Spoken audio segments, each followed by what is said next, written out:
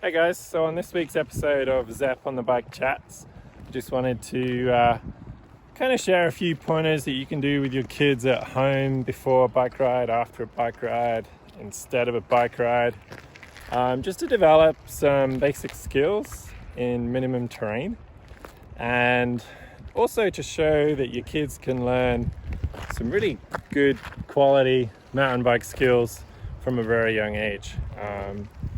So my kids, as you can probably see behind me here, they're just doing a little bit of an obstacle course. Huxley is practicing some stops and starts. That's great for his position and balance. It's also good for his braking and gear controls. He was practicing it earlier and having a hard time.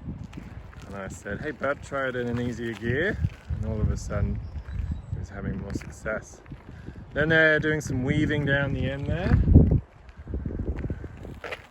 Practicing a front brake only stop.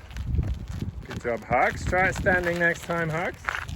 It's good to separate the brakes from front to back so the kids can really A, learn that the front brake isn't something they need to fear, and B, learn how both brakes stop the bike differently, how they feel different. It's good for the kids to learn the difference between the front and back brake as soon as you can.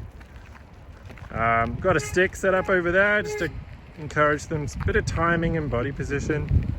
Stand up for the stick, elbows out, and it just builds that pattern into their thinking when they're on a trail. If they see an obstacle, it's just teaching them to stand up before they ride over it. So a couple of tips there to get your kids warmed up, get them thinking about their body position. Are they sitting, are they standing? Getting them to think about their front brake versus their back brake, and maybe even a bit of gear shifting and cadence in there as well. And a little warm up like this gets them working on all these skills without necessarily having to drill it into them or talk to them too much. So just some thoughts, ideas there to get you thinking about how you could teach your skills to your kids without necessarily teaching it to your kids.